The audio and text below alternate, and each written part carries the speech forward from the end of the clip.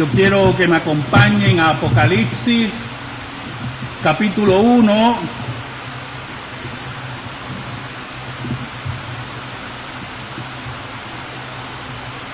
Apocalipsis, capítulo 1, o mejor dicho, Apocalipsis, capítulo 3, versículos 17 al 19. Apocalipsis 3, versículos del 17 al 19.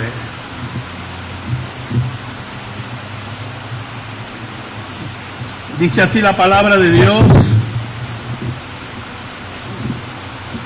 Tú dices, yo soy rico, me he enriquecido y de nada tengo necesidad, pero no sabes que eres desventurado, miserable, pobre, ciego y estás desnudo. Por tanto, yo te aconsejo que compres de mí oro refinado en el fuego para que seas rico, y vestiduras blancas para vestirte, para que no se descubra la vergüenza de tu desnudez, y unge tus ojos con colirio para que veas. Yo reprendo y castigo a todos los que amo. Sé pues celoso y arrepiento. Oramos. Dios verdadero, tú que reinas en luz inaccesible, venimos ante ti en el nombre de Cristo Jesús, nuestro Salvador y Rey. Gracias. Gracias por este privilegio tan grande de hablarle a tu pueblo de diferentes latitudes de nuestras tierras.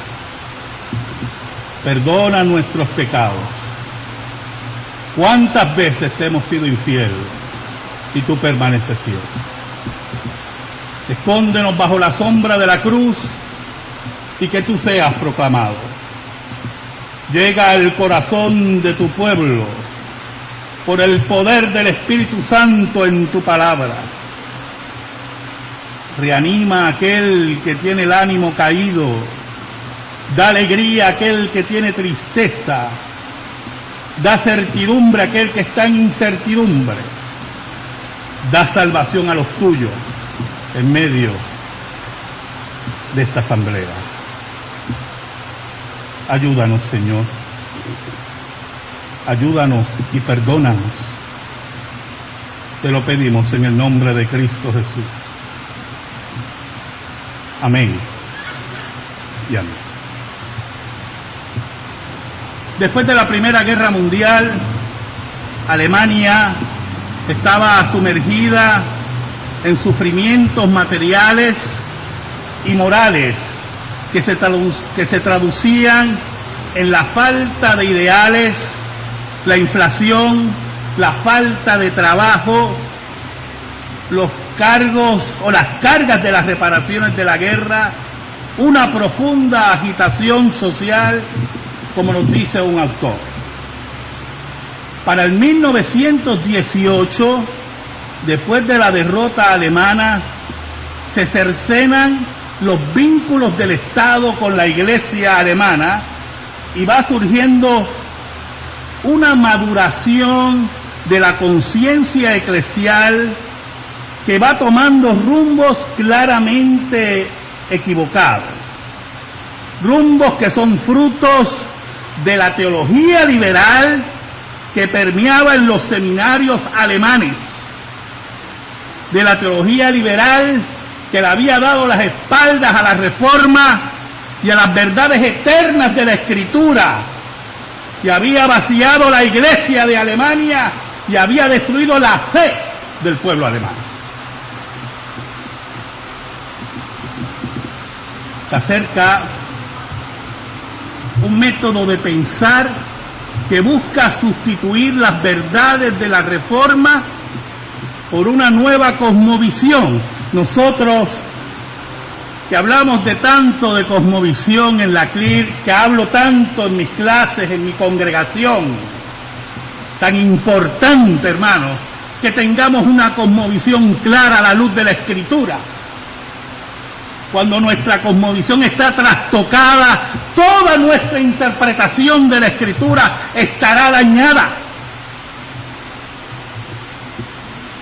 Se habla en esta época de la teología de los órdenes de la creación. Varios teólogos, como nos dice un autor, señalaban que todo cristiano, al igual que los demás hombres, vive inmerso en distintas estructuras: familia, pueblo, estado, raza, nación, economía, etc. Estos órdenes salidos de la mano de Dios, como decían los teólogos alemanes, tienen fuerza coactiva como expresión concreta e histórica de la voluntad de Dios. La radicalización de esta teología, de esta cosmovisión, llegará a confundir, como dice un historiador, Héctor Ball, la historia profana, la historia pagana de Alemania, con la misma historia de la salvación. Todo lo anteriormente dicho se establece como el caldo, la fuerza que ayudó al nacionalsocialismo, los nazis, a llegar al poder en Alemania. Para 1933, con la hermenéutica apóstata que hemos planteado, un grupo llamado los cristianos alemanes se apodera del gobierno de la Iglesia por medio de elecciones apoyados incondicionalmente por los organismos y el aparato propagandístico de los nazis. El escrito programático de los cristianos alemanes declaraba en su primer punto que la creación de una iglesia del Reich, del Tercer Reich, como resultado final de la fusión de las 29 iglesias territoriales alemanas, incluyendo las iglesias luteranas y reformadas. El segundo punto era el carácter popular del movimiento, debía tener expresión en todas las fuerzas religiosas del pueblo alemán, buscando un sincretismo dogmático, paganismo dentro de la iglesia, con la historia alemana y los mitos alemanes elevados al ámbito religioso y de adoración del pueblo alemán. Aceptar, y era el tercer punto de los cristianos alemanes, aceptar el principio del caudillaje, el Führer, acentuando las características alemanas, incluyendo el concepto de la raza aria como raza superior, así aceptando los cristianos alemanes dentro de su concepción el concepto del racismo y el antisemitismo como principio religioso del pueblo alemán. El triunfo de los cristianos alemanes en las elecciones del 23 de julio pone en marcha un proceso de acomodación de la nueva iglesia al espíritu y a los métodos del nacionalsocialismo, buscando también el establecimiento de un obispo del Führer, un obispo del Reich, que responda solamente a la oficina de Adolfo Hitler. Esto originará una crisis doctrinal y legislativa en el interior de la Iglesia, cuyas manifestaciones particulares será ya en la segunda mitad de 1933. El 13 de noviembre, en el Palacio de los Deportes de Berlín, 20.000 cristianos alemanes y simpatizantes abogan por la supresión y eliminar el Antiguo Testamento y la moral del apóstol Pablo, como enseñanza dentro de la iglesia. Abrazar todas las tradiciones y la mitología alemana como parte integral de la revelación de Dios a través de la sangre y el suelo alemán. Se quita del medio el concepto de sola escritura y la revelación ahora se podía dar a través de la sangre y de la tierra alemana. Los nazis, asesinos y criminales, no solamente persiguieron, como nos quieren hacer creer algunos, a judíos, a homosexuales, a gitanos y a testigos de Jehová. Los nazis persiguieron a todos los pastores alemanes que le dieron la espalda al nacionalsocialismo. El problema del pensamiento nacionalsocialista con esos pastores es que para ellos era extraño que alemanes arios no fueran fieles al Estado alemán y fueran fieles a un rey que ellos no podían entender. Por eso, muchos pastores alemanes llegaron a los campos de concentración sin ninguna identificación, sin ninguna estrella, sin ningún triángulo, sin ningún color, anónimos, pero presentes en la mente, presentes ante su rey, fieles a su iglesia, fieles a su Biblia, como lo habían reconocido los reformadores, fueron fieles y murieron en esos campos de concentración, no importando el dolor que tuvieran sus familias, no importando el trabajo que perdían, no había cosmovisión pagana que los moviera. Eran fieles a la revelación que habían estudiado, eran fieles a su rey, y el Führer para ellos era un apóstata que había llegado al poder de Alemania. Entendían que la iglesia alemana, bajo el poder de los cristianos alemanes, era una iglesia apóstata, herética, una iglesia de la Odisea, que decía que estaba rica, poderosa en el gobierno, militando, pero que Jesucristo le decía que era una iglesia pobre, desnuda, desventurada, y que no importa el poder político y económico y militar que estuviera detrás de esa iglesia, sus días estaban contados.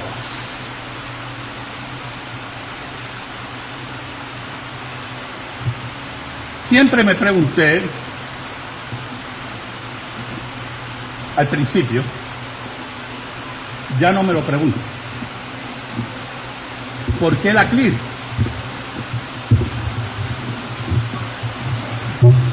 Otra organización más.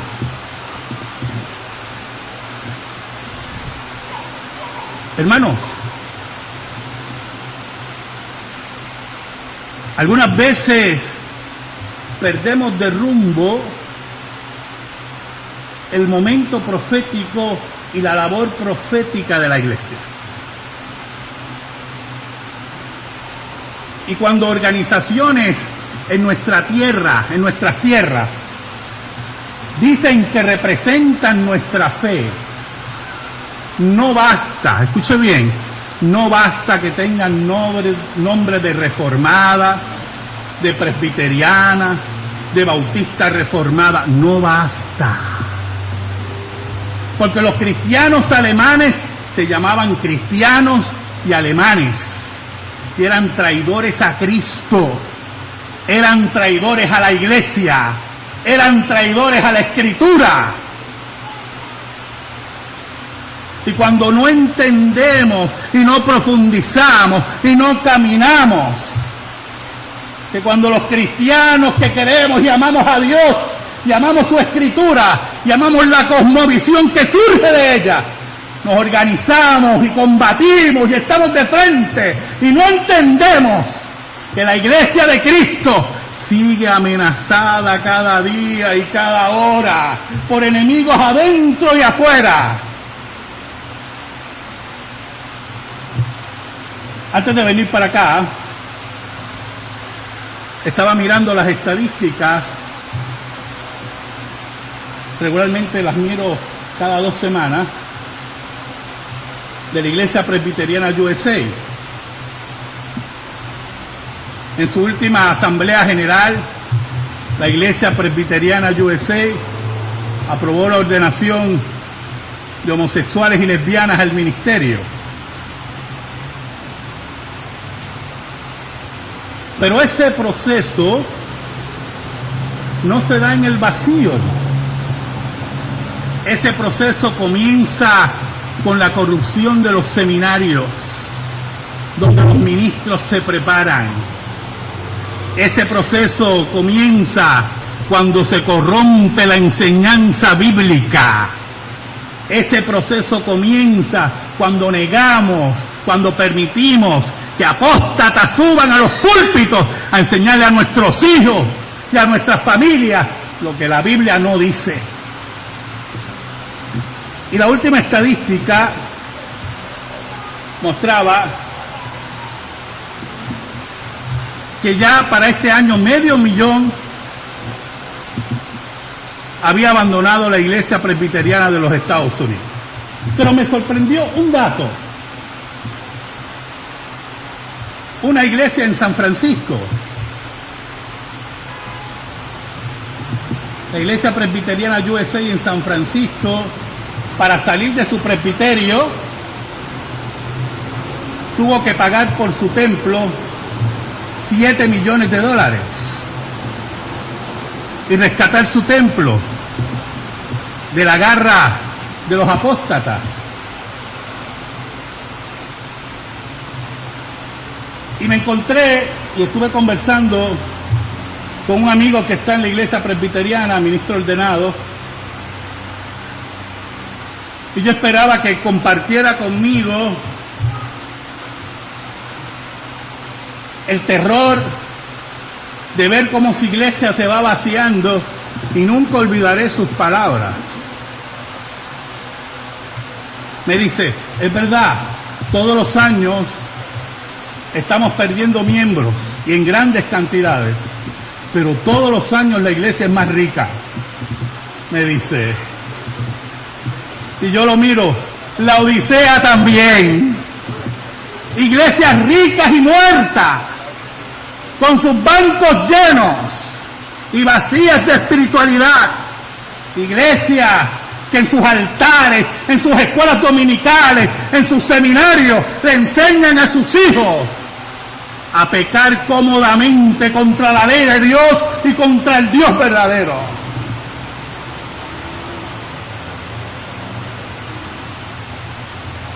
Posteriormente, conversé con otro pastor en Puerto Rico que está tratando de salir de la iglesia.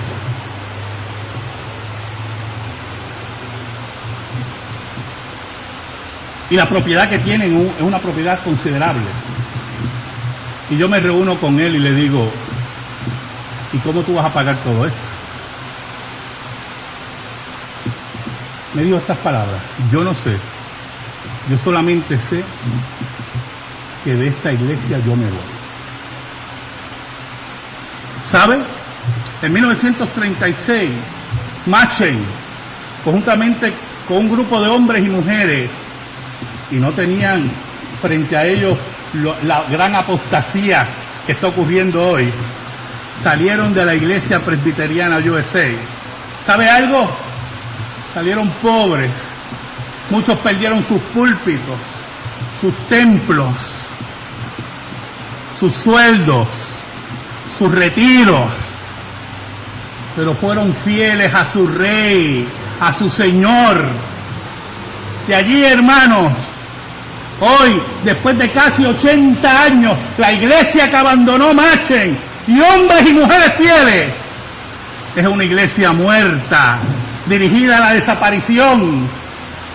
Y la mente y la vida de ellos es honrada por ser hombres y mujeres proféticos y de visión. cuando los pastores morían en los campos de concentración nazi, porque rechazaban la cosmovisión de los cristianos alemanes, Adolfo Hitler celebraba en sus oficinas con la Gestapo y con todos sus asesinos. Cuando Bonhoeffer moría en un campo de concentración nazi, Adolfo Hitler se gozaba de sus victorias. Y así como Nerón se vestía de púrpura, y así como los emperadores se vestían de sus colores cuando Cristo moría, hoy, hermanos, el mundo recuerda a Nerón como un perro y Cristo dividió la historia. Por eso la fidelidad que hemos demostrado en 20 años a nuestro Dios y a nuestro Rey se basa en lo que dice la Escritura, que Él está ahí amando y tocando a aquellos que ama, como dice Apocalipsis, para que reciban de Él, reciban del Dios verdadero agua para sus ojos, limpieza en su corazón, que sean firmes como fueron esos pastores, esos hombres y mujeres en Alemania, no importando la muerte, no importando esa falsa cosmovisión que le querían vender, y caminaron con las frentes en alto hacia las cámaras de gas por el nombre de Cristo. ¿Sabe algo, hermano? Cuando llegué esta semana, Lester se acercó y me dijo: el sermón que usted tiene es del 20 aniversario. No, a mí no me dijeron nada que era del 20 aniversario. Me dice: ¿pero cómo va a ser? Pero yo lo había hecho del 20 aniversario, quería molestarme.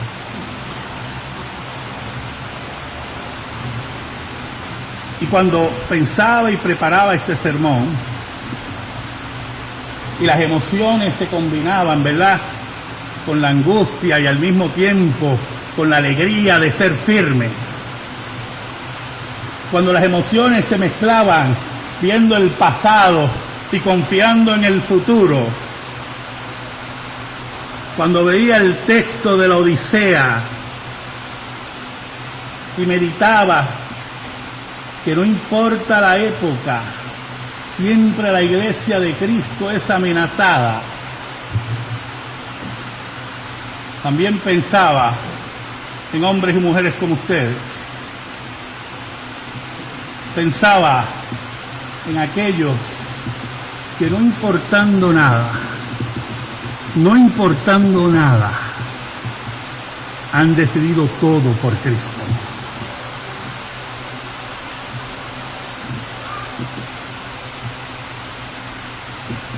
Es importante, hermanos. Y con esto termino en esta noche. Que cuando frente a nosotros, escuche bien, que cuando frente a nosotros, por nuestras decisiones firmes en la Escritura,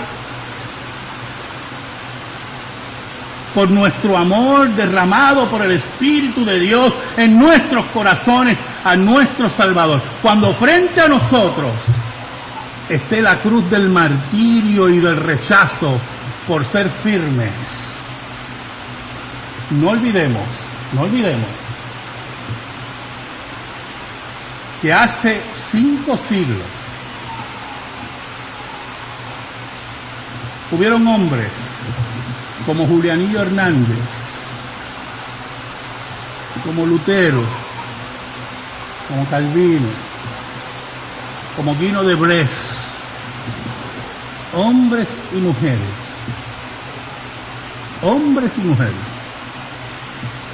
que fueron escogidos para ser testigos de Jesucristo en el siglo XVI. La cruz del martirio fue la gloria de Dios, fue la gloria de Cristo. Y no hay dinero en esta tierra ni gobierno apóstata que nos pueda premiar como nuestro Maestro nos puede premiar. Amén.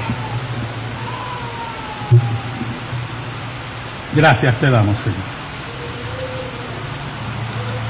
por tu palabra. Gracias por estos 20 años de lucha. Oh Señor, cuán misericordioso has sido con nosotros y nos has permitido llegar hasta aquí conjuntamente con estos hermanos. Bendice a cada iglesia aquí representada, sus iglesias, sus familias, sus presbiterios. Oh Señor, que mantengamos firme nuestra mirada hacia Cristo y que tú solamente seas glorificado. Por Cristo Jesús. Amén. Muchas gracias. Yo quiero que me acompañen a Apocalipsis, capítulo 1.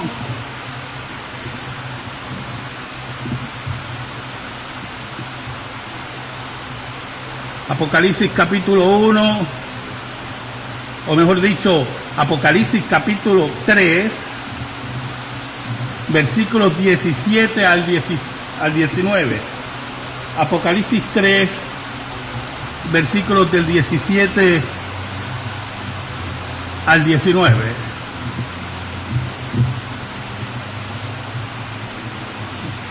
Dice así la palabra de Dios en medio de esta asamblea. Ayúdanos, Señor. Ayúdanos y perdónanos. Te lo pedimos en el nombre de Cristo Jesús. Amén y amén. Después de la Primera Guerra Mundial, Alemania estaba sumergida en sufrimientos materiales y morales que se traducían en la falta de ideales. Ojos con colirio para que veas. Yo reprendo y castigo a todos los que amo. Sé pues celoso y arrepiento. Oramos. Dios verdadero, tú que reinas en luz inaccesible, venimos ante ti en el nombre de Cristo Jesús, nuestro Salvador y Rey. Gracias. Gracias por este privilegio tan grande de hablarle a tu pueblo de diferentes latitudes de nuestra voz. Tú dices, yo soy rico, me he enriquecido y de nada tengo necesidad, pero no sabes que eres desventurado, miserable, pobre, ciego y estás desnudo. Por tanto, yo te aconsejo que compres de mí oro refinado en el fuego para que seas rico y vestiduras blancas para vestirte, para que no se descubra la vergüenza de tu desnudez, y unge tus tierras. Perdona nuestros pecados. ¿Cuántas veces te hemos sido infiel y tú permaneces fiel? Escóndenos bajo la sombra de la cruz y que tú seas proclamado. Llega al corazón de tu pueblo por el poder del Espíritu Santo en tu palabra. Reanima a aquel que tiene el ánimo caído. Da alegría a aquel que tiene tristeza. Da certidumbre a aquel que está en incertidumbre. Da salvación a los tuyos.